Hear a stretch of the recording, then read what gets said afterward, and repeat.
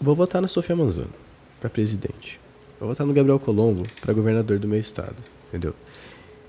Eu, basicamente, vou votar em candidatos que tem um programa político, que tem uma ação, tá ligado? Que tem um programa de ação político pra fora das eleições. Por que que eu vou fazer isso? Ah, porque você é do PCB, Cauê. Sim, não. Não. Sim, porque de fato eu sou do PCB. E não porque eu não sou do PCB, eu não vou votar nesses caras porque eles são do PCB. E sim que eu sou do PCB justamente porque o PCB tem esses caras. Ou seja, o que eu tô querendo dizer é o seguinte: a forma como eu entendo o mundo hoje em dia é o seguinte: a gente precisa fazer uma análise, cara, uma análise profunda, uma análise com margem de erro mínima, tá ligado? A gente precisa considerar, a gente precisa usar as melhores ferramentas para considerar maior o espaço possível do meu problema, ou seja, com toda a sua complexidade, para poder definir como é que eu vou agir, certo? E eu entendo que a melhor forma de você fazer isso, e eu ainda concentro que a única forma de você fazer isso é através de um determinado método, porque tudo precisa ser feito com método, que se chama materialismo histórico dialético. A partir deste método, então, a gente consegue olhar pra nossa realidade hoje, que tá uma merda, e falar assim: caralho, mano, a gente tá com o Bolsonaro aí dizendo que vai que vai dar um golpe dia sim, dia não, certo? A gente tem nossas forças armadas, a gente tem o nosso Ministério da Defesa, a gente tem o nosso partido fardado aí, que já é um partido fardado, né? A gente não precisa falar que os militares hoje em dia estão neutros, né? Eles não estão, tipo, defendendo a nação, né? Eles claramente estão assim, ó. Só falta eles chegarem e falar assim: o nosso número é 012, tá ligado? Tipo, entrar nas eleições. Ou pior, né? Acabar com as eleições. Então, qual que é a parada? Mantém comigo aqui, mantém o raciocínio comigo aqui. A parada é: a gente precisa parar com essa porra toda, né? E aí, meu querido Psy, nosso querido internauta, nosso querido espectador pode olhar pra gente e falar: beleza, Internauta é velho, hein, mano? Isso aí a galera falava lá no início da internet, década de 90. Mano. nosso querido espectador pode falar assim: pô, Cauê, mas e se a gente, pra tirar isso, votar na pessoa que tá mais próxima de ganhar, né? Tem essa, né? Tem a pessoa que não tem time, tem a pessoa que não tem clube, tem a pessoa que torce pra quem tá ganhando, né? Então eu falo assim: porra, a gente precisa tirar o Bolsonaro do poder. Vamos votar no Lula? Aí eu já problematizo a situação, falo assim: precisa tirar o bolsonarismo do poder. Ah, mas o bolsonarismo vem do Bolsonaro, vem, mas o bolsonarismo não é o Bolsonaro. Daí a pessoa já fica com 2 horas tremendo, assim, tipo, hã? O quê? Como Já assim? bate o TDAH na Como hora. assim? Não, fica tremendo, assim, a ansiedade lá no pico, né? E aí o que acontece? O que acontece, pessoal, eu quero te falar o seguinte: eu acho que se a gente. Todo mundo vota no Lula. Vamos pegar o cenário mais lúdico possível dessa galera aí que tá, dessa nossa querida esquerda Frente Ampla Democrática, dessa querida Frente Ampla Democrática, tá querendo pautar, né? Tá querendo pintar, que é o cenário de que o Bolsonaro ganha no primeiro turno, então o Bolsonaro fica, sei lá, peida, né? Fica com medo, sei lá o que vai acontecer, tipo, o que a galera espera que vai assustar o Bolsonaro, uma vitória no primeiro turno, não sei. Mas que o Bolsonaro decide ficar quieto, decide fechar a boca, coisa que ele não faz, né, faz 40 anos. E aí, o Lula tem toda a liberdade possível de colocar o plano dele em ação. Plano de governo dele em ação. Plano de governo esse que, sinceramente, eu ainda porra, nem plano de governo o Lula consegue fazer com algum apelo, né, para a esquerda, assim. Já é um plano entregue às concessões liberais e concessões, mais concessão do que acordo, mais concessão do que comprometimento com qualquer pauta social. Ah, mas ele falou sobre, não, lê a porra do negócio, tá ligado? Não basta ele colocar assim: não, a gente defende a mulher, o preto e o índio. Diferente do Ciro, que nem fala isso, né? Mas não basta tu falar isso. Ponto. Vamos para o ponto. O ponto é: se o Lula ganha, e se o Lula não tem nenhum problema de golpe do Bolsonaro para lidar, eu tenho certeza que o governo Lula não vai ser 1/10 do que ele foi da primeira vez. Governo Lula 2002, né? Só pra Perfeito. temporalizar. O governo Lula em 2002 foi um governo que conciliou classes. Foi um governo que, como o próprio Lula disse, deu dinheiro para a população, dinheiro caralho deu crédito, endividou a Poder de população, compra. deu poder de compra e colocou, então, toda uma parcela da população em amarra, em corrente com o banco, com empresas. Manda. Só um minutinho. Eu acho que seu WhatsApp tá aberto, tá dando retorno aqui do barulhinho Nossa, de receber vou fechar mensagem. também. Fecha aí. Eu queria falar também. O Lula criou o FIES. Maior conglomerado de educação privada do mundo. Foi do governo Lula. O próprio governo Lula, que defende o SUS, foi exatamente o próprio que permitiu a entrada das OES, Organizações Sociais de Saúde, no orçamento do SUS, que são organizações privadas que lucram com a saúde a partir de verba pública do SUS. Aí depois fala que, o SUS não tem dinheiro. Tem pra caralho, só que vai pra iniciativa privada. E hoje em São Paulo, a maior parte dos atendimentos do SUS é feito por OS. Ou seja, a gente literalmente entregou o nosso SUS para a iniciativa privada. PPP, né? Mas vambora. Aí, por que eu acho que o governo Lula não vai fazer um décimo do que o outro fez? Porque no outro, a gente teve ali uma barganha. O Brasil tava bem, o Brasil tava com uma economia interessante, tava subindo ali Se falava no BRIC naquela época, né? A gente tava com o BRIC, a gente tava com essa perspectiva, inclusive, de luta. A gente tava com uma mobilização interessante. A gente tava com luta na rua, na rua. A gente tava com uma mobilização de massas bacana. Ó, o nosso querido Jonathan mandou aqui, ó. Alguns. A galera quer aprender a votar. Alguns. E aí, o que acontece esse ano? Esse ano, o Brasil tá fudido. Ano que vem, o Brasil vai continuar fudido, tá ligado?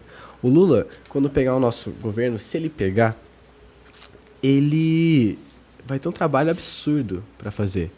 E, infelizmente, até infelizmente, porque eu preferia que o Lula tivesse apenas que lidar com as nossas crises, o Lula, como governo, entre aspas, de esquerda, no maior país, no país de a maior potência da América Latina, vai ter que lidar com a situação política e econômica, com as relações internacionais do Brasil, frente a uma conjuntura política de Europa, Ásia e América Do muito... América em geral, muito conturbado, né? Onde a gente tem a América do Norte, os Estados Unidos. A gente tem os Estados Unidos basicamente incitando guerras por todo lugar que consegue. África, Europa, Ásia, certo? A gente Oriente Médio. sem falar no Oriente Médio. A gente tem a Nancy Pelosi que pousou em Taiwan, né? Pousou em Taipei ontem. Basicamente, inclusive, né, segundo os porta-voz do Joe Biden, contra os interesses de Joe Biden, né? A mina que pousou, a Nancy Pelosi, ela é presidente da Câmara dos Representantes dos Estados Unidos, que é de maioria democrata, ela é democrata. Nosso querido Joe Biden, querida Fábio. Joe Biden é democrata, né? E mesmo assim os caras não têm acordo ali, aparentemente. Posso fazer um pequeno adendo? Que eu acho que um adendo só é mais metódico mesmo. Para quem não conhece, basicamente nos Estados Unidos só tem dois partidos, né? O Partido dos Republicanos e o Partido dos Democratas. Então quando a gente fala que eles são democratas, não é só uma posição de defender a democracia, tá? Ser democrata na conjuntura dos Estados Unidos é defender posições diferentes dos republicanos. Em uma síntese Entre bem aspas. bruscas, tá? Perfeito. É o vulgo país de dois partidos onde os dois partidos fazem a mesma coisa, né? Então, inclusive, por exemplo, a gente tava... Um é um pouquinho mais fascista que o outro só. É um pouquinho mais fascista do outro. Aí você fala assim, quem que é mais fascista? O cara do Trump ou o cara do Biden? O cara do Trump. Mas a política externa dos governos democratas sempre foi muito mais agressiva do que a política externa dos republicanos. Entendeu? Então a gente olha pra Obama, por exemplo, a gente percebe que, caralho, mano, quantas guerras que tava rolando lá, tipo, no governo Trump não rolou tanta guerra, não rolou nem metade das guerras que rolou com o Obama. E você fica, tipo, contradição? Não, contradição caralho, tá ligado? É literalmente a mesma coisa. É a Os política dois partidos, estadunidense, né? eles têm a mesma política, cada um faz a sua forma. Fechou. Nancy Pelosi está lá em Taipei, por exemplo. E o que eu digo? Agora vamos trazer o argumento de que por que o governo Lula então vai estar à mercê dessa relação internacional? Por conta de, por exemplo, uma coisa chamada Guerra Fria. A gente tem, há 2 anos atrás, 1 ano atrás, quando a Huawei, não sei como vocês falam isso, foi expulsa, né, dos Estados Unidos, enfim, os caras pegou e falou, a Huawei não vai mais, não pode mais fazer acordo, colaboração, trabalhar com empresas que têm capital americano. Ou seja, os caras usavam, a Huawei faz celular, fone de ouvido, todas essas paradas aí. Ou seja, não pode usar a Play Store. Pode usar o Android, porque o Android é open source, entendeu? Então, tipo, se você quiser, eu posso fazer a porra de um celular Android. Mas assim, eu não posso usar a loja de aplicativos da Google, não posso usar os serviços da Google, os servidores da Google, eu não posso usar nada disso. A Huawei, então, basicamente se fudeu, basicamente não conseguiu manter o trabalho que ela tinha fora da China, e hoje em dia ela opera na China e algumas áreas ali próximas apenas. E por que fizeram isso? Por causa do que o Trump estava dizendo, né? Que tipo, nossa, a Huawei agora com 5G quer colocar chip na cabeça dos americanos, quer fazer vigilância e quer, sei lá... Vai virar todo mundo robô chinês. Lavagem cerebral e pipipipopopô. Então já teve toda essa parada aí absurda. E quando eu falo de Guerra Fria, mano, não sou eu comunista que tô falando. A minha irmã tava fazendo faculdade na Escola Católica Dom Bosco. Na Universidade Católica Dom Bosco, que era a universidade. Lá na minha cidade, que é Campo Grande, Mato Grosso do Sul. Que é uma cidade, é uma capital, mas é no interior, é agropecuária pra caralho. É tipo, o berço do conservadorismo, tá ligado? Dentro dessa universidade católica, veio em disciplina da graduação, disciplina obrigatória, a pergunta: como que você vê esse tensionamento de forças entre os Estados Unidos e a China? Podemos chamar isso de Guerra Fria 2.0? Tá ligado? Não, mano, tipo, porra, é óbvio, tá ligado? É óbvio o que tá acontecendo, é óbvio essa disputa de interesses econômicos. É aquela putaria toda que a gente ouve, guerra híbrida, guerra de informação, guerra de não sei o que, de não sei o que. E aí o que acontece? O que acontece é que a gente tem, por exemplo, o vídeo que a gente viu aqui no canal da DW, da empresa estatal de imprensa alemã, falando que o comunismo não é uma ameaça. E dizendo que, mano, tá tudo bem, tá ligado? Isso que o Bolsonaro tá falando é errado. Não fala Bolsonaro, mas fala que o filho dele, o Eduardo Bolsonaro, tá dizendo é um absurdo, que é errado. O comunismo não é ameaça. Mas ele fala isso porque o comunismo é bom? Não. Ele deixa bem claro que o comunismo não é bom. Mas ele fala que porque Lula não é comunista. Porque não existe comunista no Brasil, tá ligado? Ele manda essas paradas assim, a gente viu aqui, a gente reagiu. Só procurar lá no nosso canal o vídeo. Vamos deixar no link aqui, ó. Vamos deixar no anuizinho. Já meteu essa aqui antes do corte. E aí o que acontece? Os caras pegam, depois de mandar tudo isso, os caras falam assim, tá tudo bem, tá ligado? O Lula não vai fazer isso. E a gente realmente sabe que o Lula não vai fazer isso. A gente realmente sabe, porque o Lula já tá dizendo que não vai fazer isso. Nós sabemos, a galera lá fora sabe. A galera lá fora sabe. E, tipo, sabe muito mais do que a galera que tá fazendo campanha pra ele, mano. Sabe muito mais do que a galera tá fazendo campanha pra ele, o que eu acho absurdo. Mas é a realidade. Fazer o que? A gente tem que lidar com isso. E quando a gente fala, por exemplo, sobre tentativa de golpe do Bolsonaro, sobre acenos de rupturas institucionais do Bolsonaro, o que eu enxergo disso é as Forças Armadas, o capital estrangeiro, colocando fogo na bunda do Bolsonaro pra ele ficar falando essas merdas aí, enquanto que eles conseguem o que eles querem. O que é? Uma esquerda completamente comprometida com a democracia burguesa. Uma esquerda completamente com o Juliano Medeiros dizendo assim, não, a gente conversou com o PT e aí pra gente poder manter a esquerda unida, tá ligado? Eles ofereceram 2 house preto, então a gente vai aceitar. Inclusive, eu tomei bloco dele essa semana, véio. Vocês viram essa fita? Eu não sei nem por que. Não, deixa eu mostrar isso aqui rapidinho. Mano. Tomei um bloco e não sei nem por que, mano. Começaram a compartilhar uma parada dele na timeline. Eu falei, vixe, que é isso aí, mano? Aí eu cliquei pra ver lá, tipo assim, não aparecia nem que era da arroba dele, né? Só aparecia assim, um bagulho. Você não consegue ver esse tweet. Eu falei, por que eu não consigo ver esse tweet? Tá todo mundo compartilhando. Eu cliquei no bagulho e falei, você foi bloqueado. Eu falei, pô, o que eu fiz, mano? Aqui, ó, tô bloqueadaço ali, ó. Você está impossibilitado de seguir. Nossa, eu fui muito bloqueado, mano. E aí, tipo, o Juliano Medeiros o presidente do PSOL aceitando, tá ligado? A posição, tipo, deixando de lado a candidatura do Boulos a governador de São Paulo pra poder aceitar uma posição, entre aspas, de primeiro suplente a Senado.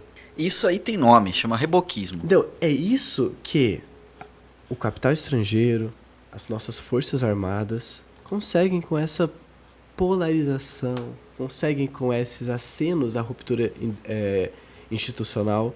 É isso que o pessoal quer, tá ligado? E pra que isso serve? Isso serve pra quê? Pra quando o Lula estiver no poder, ele fazer exatamente o que o FMI quer, que o Banco Mundial quer.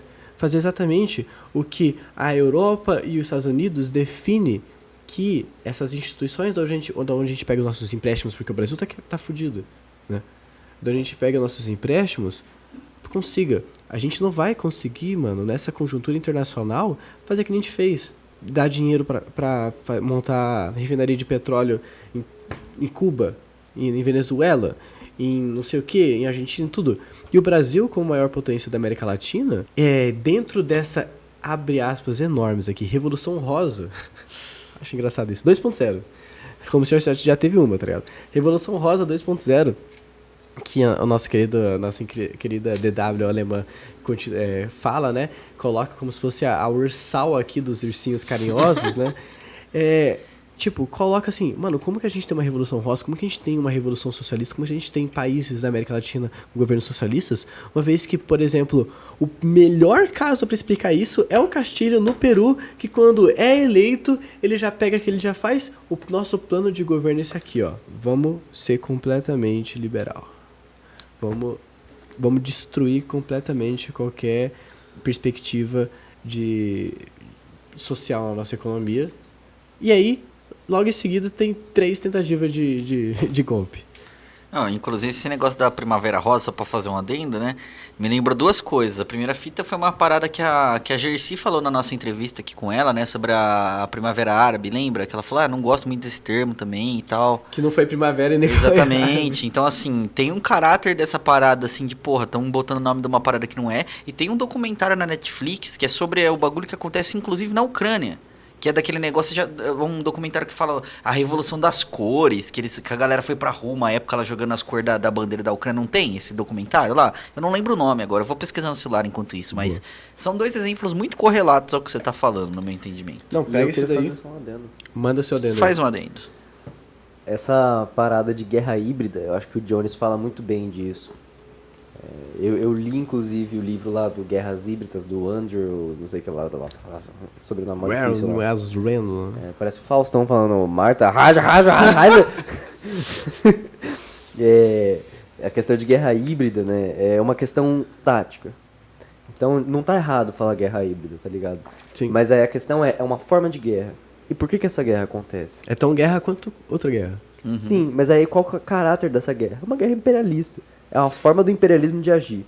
Então, acho que a gente falar... Eu diria que é estritamente imperialista. Você não consegue fazer esse tipo de guerra se você não é imperialista. Exato. Porque a forma é exatamente de colocar think tanks, como o Renova BR aí, inclusive financiado pelo Jorge Paulo Lemann, CEO da Ambev. Tem que falar sempre. Tem que falar pra caralho. E aí a gente tem essa parada, né? Essa questão da construção do pensamento imposto, né? Colocado como algo orgânico por dentro da sociedade a fim de criar um caos e uma instabilidade.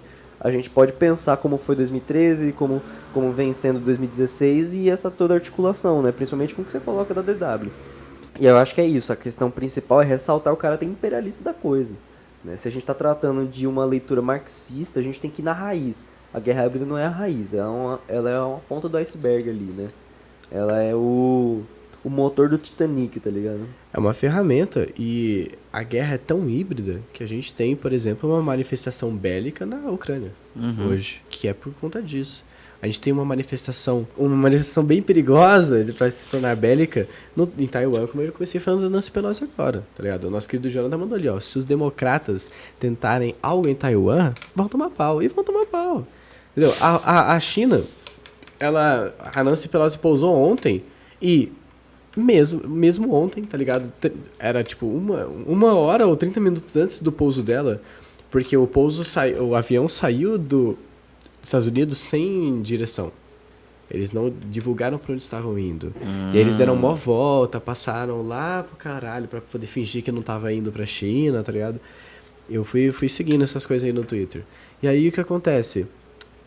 E a China já falou assim, mano, vocês estão vindo pra Taiwan, né?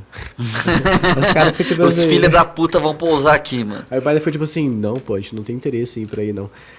Aí o que acontece? A China falou, beleza, já que é tudo meu aqui, e já que 181 países no mundo assinam o Tratado de China Única, ou seja, o tratado que reconhece que Hong Kong é China, Taiwan é China, Xinjiang é China, não sei o que, tudo é China, mano. Entendeu? Todas essas porra dessas cidades que o imperialismo britânico, o imperialismo europeu tirou da China em todo esse período de exploração, é tudo China, caralho.